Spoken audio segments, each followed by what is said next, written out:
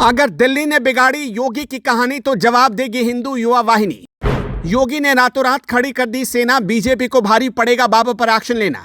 7 साल से जिस ब्रह्मास्त्र को योगी ने छिपाया, खतरा महसूस होते ही योगी ने वो हथियार दिखाया।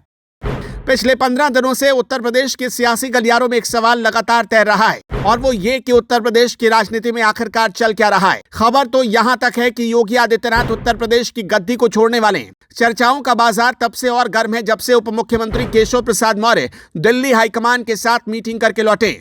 कुछ लोगों का मानना है कि अगर उत्तर प्रदेश की गद्दी से योगी को हटाने का फैसला होता है तो बीजेपी को इसका भारी नुकसान भुगतना पड़ेगा। लेकिन इसकेतर कुछ लोगों का यह भी मानना है कि योगी अब दिल्ली की राजनीति में दखल देंगे और उनको बड़ी जिम्मेदारी मिलेगी। लेकिन इसी बीच अब एक ऐसी खबर सामने है जिसके बाद उत्तर प्रदेश से लेकर दिल्ली तक की सियासत गर्मा गई। इतना ही नहीं, योगी के चाहने वाले इस खबर को सुनकर झूम उठेंगे। आपको बता दें कि साल 2017 में योगी आदित्यनाथ ने उत्तर प्रदेश की गद्दी संभाली। पिछले 7 सालों में उत्तर प्रदेश में जो हुआ वो आपने भी देखा और हमने भी। गुंडे और माफिया का राज आज उत्तर प्रदेश से खत्म हो चुका है। विकास की जो नई कहानी पिछले 7 सालों से योगी सरकार ने लिखी है वो किसी से छिपी नहीं।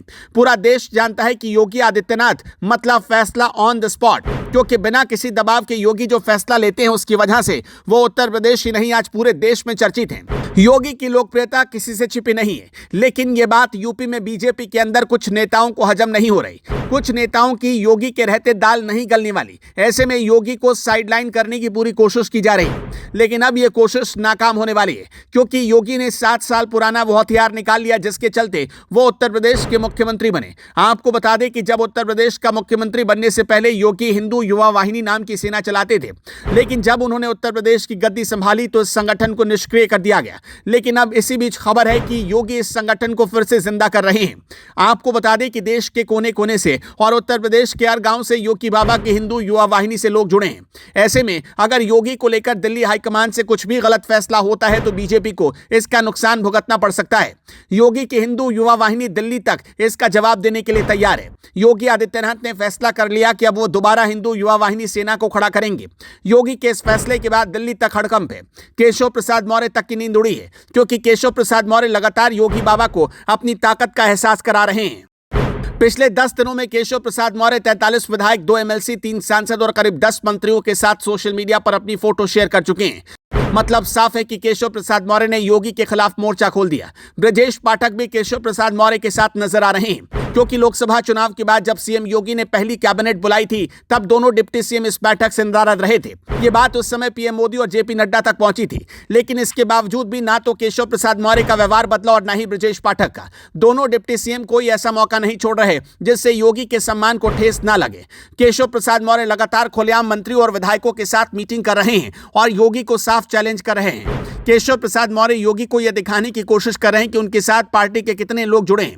मौर्य का यह चैलेंज अब उनको ही भारी पड़ सकता है, क्योंकि अगर योगी की हिंदू युवा वाहिनी खड़ी हुई और कुछ भी योगी के साथ गलत हुआ तो पूरे देश में बीजेपी को भारी नुकसान होगा।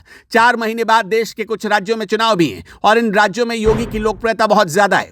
ऐसे में बीजेपी हाईकमान के पास कुछ ऊपर नीचे करने की कोई गुंजाइश नहीं है। आपको यह भी बता दें कि आज योगी आदित्यनाथ दिल्ली पहुंच रहे हैं। केशव प्रसाद मौर्य पहले ही दिल्ली होकर आ गए। योगी अगले 2 दिन तक दिल्ली में रहेंगे, जहां वो पीएम मोदी से भी मुलाकात करेंगे और भाजपा की संगठन बैठक में भी हिस्सा लेंगे।